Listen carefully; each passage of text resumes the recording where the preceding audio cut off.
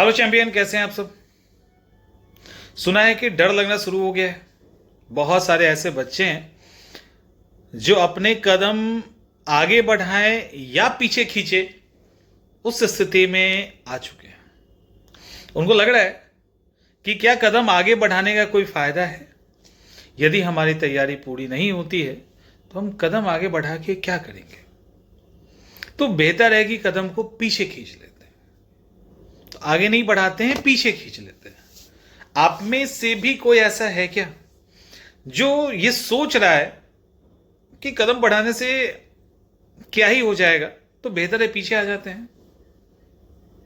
क्या आपको नहीं लगता कि यदि आपने कदम बढ़ाया और तेज कदमों से चलना शुरू कर दिया और जब भी समय मिला तो थोड़ा दौड़ भी लिए, तो जो लंबे समय से चलता हुआ भी आ रहा है ना, उसको बीट कर सकते हो।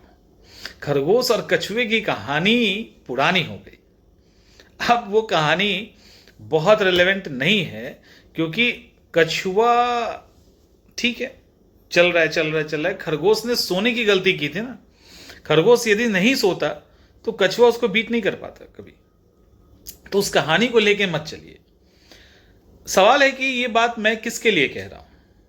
ये मैं उन बच्चों के लिए कह रहा हूं जिनका एग्जाम जैन में होना है। अब जैन में अभी अगर बिहार की हम बात करें तो दो प्राइम एग्जाम है, एक बिहार एसआई का और एक बीपीएससी एईडीओ का। तैयारी कुछ बच्चों ने पहले से स्टार्ट कर दी, बहुत सारे ऐसे थे जो लेट से स्टार्ट किए। कुछ हो सकता है जो स्टार्ट करने की सोच ही रहे होंगे और अभी तक आपने शायद स्टार्ट नहीं किया होगा। है ना आप में से कोई? नहीं होगा तो ऐसा तो हो ही नहीं सकता, कोई ना कोई तो जरूर होगा। अब सवाल ये उठता है कि क्या अभी से कदम बढ़ाना सही है या रोक लेना या पीछे आ जाना, क्या सही है। जैसा कि इसके पहले हमने आपको कहा, तो अंदाजा तो लग ही गया होगा कि हम कभी रुकने और पीछे आने को तो नहीं कहेंगे, और आगे बढ़ने को क्यों कह रहे हैं। इसका बहुत अच्छा तर्क है। बीपीएससी 70 का एग्जाम आपने देखा होगा। बीपीएससी 70 का बहुत सारे स्टूडेंट इसलिए एग्जाम देने नहीं आए कि उनको लगा कि कहीं 69 वाला इतिहास तो नहीं दोहराया जाएगा, मतलब क्वेश्चन लेवल उस लेवल का तो नहीं होगा, और वो नहीं देने आए। रिजल्ट ये था कि पेपर बहुत आसान आया था, आपको पता है। तो आसान वाले अफसोस कर रहे थे।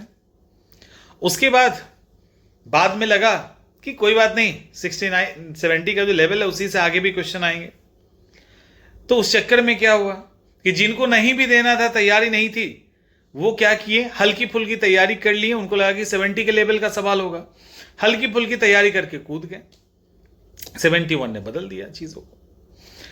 तो हमें क्या करना है, हमें कदम आगे की तरफ ही बढ़ानी है। कब क्या हो जाएगा कोई नहीं जानता।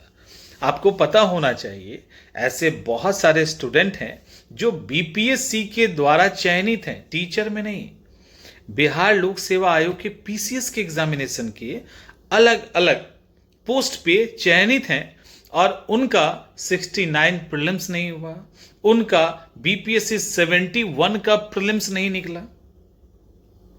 तो जो मौका आपके सामने है ना, उस पे चौका मारना सीखो। अगर उस मौके को स्किप कर दोगे किसी कारण से, जो भी आपके पास है, उसमें मोस्ट ऑफ केस में होता है कंफर्ट और डर लगना। तो कंफर्टेबल नहीं रहना है, डर नहीं लगने देना है, थोड़ा लगने देना है, क्योंकि थोड़ा डरना जरूरी है। अगर आप थोड़ा नहीं डरेंगे ना तो लापरवाह हो जाएंगे। थोड़ा डरिए और आगे बढ़िए। अब सवाल है कि क्या इस बीच में इस एईडीओ को निकाला जा सकता है?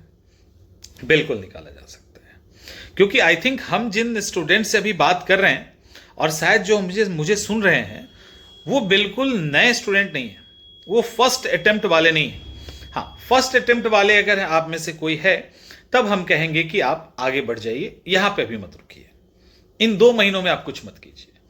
लेकिन जिनके पास, जो पहले से एग्जाम दे चुके हैं, जिनके पास एक्सपीरियंस है, आपको हम ये कहेंगे कि यदि आप 6 घंटे आज पढ़ रहे हैं और अभी आपको लगता है कि हमसे नहीं हो पाएगा, उसको 8 घंटों में, 10 घंटों में, 12 घंटों में, 14 घंटों में, 16 घंटों में बदल दो।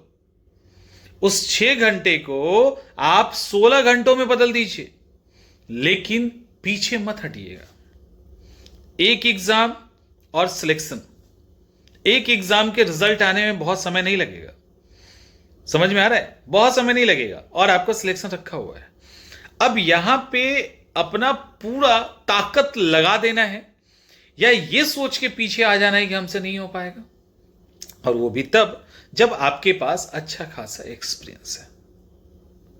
अब आप सोचिए कि अपने को अगले 60 डेज तो बचा भी नहीं आपके पास। हम ये मान लेते हैं कि एकदम लास्ट में ही एग्जाम होगा, तो 60 डेज है।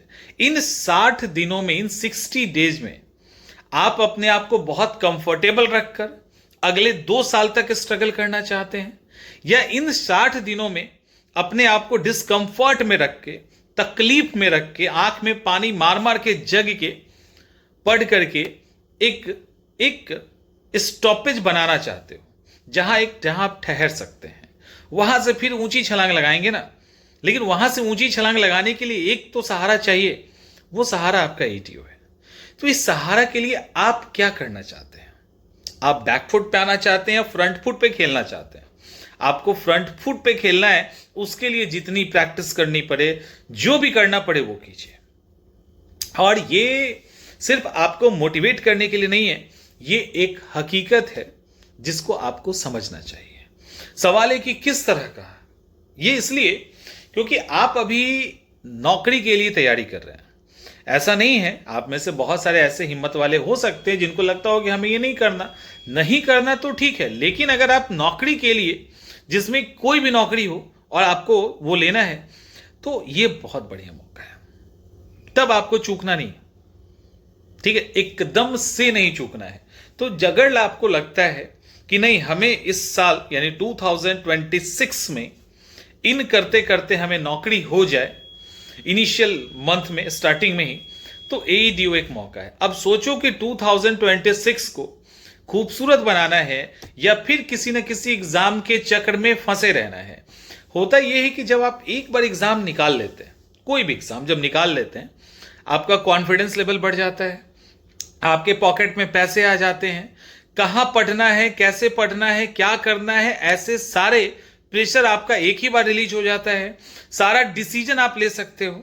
आपको शायद सिर्फ बताने की जरूरत होगी, आपको पूछने की जरूरत नहीं होगी, आप मेंटली रिलैक्स हो जाएंगे। तो ऐसी कई सारी चीजें एक नौकरी से आपको मिल जाती है। तो क्यों ना हम, जो हमारे पास अभी मौका है लाइक एईडीओ या अदर एग्जामिनेशन, हम ऊंची छलांग लगाएंगे। लेकिन हमें जरूरत अगर है तो हम क्यों ना एक नौकरी ले लें, उस नौकरी के लिए ट्राई कर लेते हैं। और उसमें मौका हमको दिख रहा है, अच्छा खासा मौका दिख रहा है, तो कम से कम पूरा जान लगा तो दें। तो पूरा ताकत लगा दीजिए इस एग्जाम के लिए। और नहीं निकलेगा ये सोचना नहीं है, निकलना ही निकलना है एग्जाम को। लेकिन वो तब होगा जब आप पूरी तरीके से डेडिकेटेड होंगे, कॉन्फिडेंस में होंगे। और उस कॉन्फिडेंस का आधार क्या होगा? ऐसे नहीं, सूडो कॉन्फिडेंस नहीं, सूडो वाला नहीं, हाँ ठीक है निकाल लेंगे, नहीं। उसका आधार है कि आपने मेहनत किया है, उसका आधार है कि आप दिन रात जग के पढ़े हो और आप एग्जाम के अकॉर्डिंग पढ़े हैं, क्वेश्चन सॉल्व हो रहा है, दिक्कत हो रही है उसको आप ठीक कर रहे हो, किसी के गाइडेंस में हो, कहीं से भी जैसे भी आप कर रहे हैं वो कर रहे हो आप उस एग्जाम के लिए। अगर आप ऐसा कर रहे हैं तो आपको फिर डरने की जरूरत ज्यादा नहीं है। थोड़ा डरिएगा ताकि सतर्क रह सके।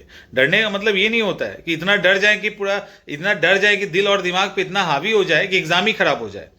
डरना बस उतना ही है एग्जाम के लिए कि आप सतर्क रहिए, आप फोकस्ड रहिए, कहीं और रहिए तो आपका दिमाग अलर्ट कर दे रहे एग्जाम है।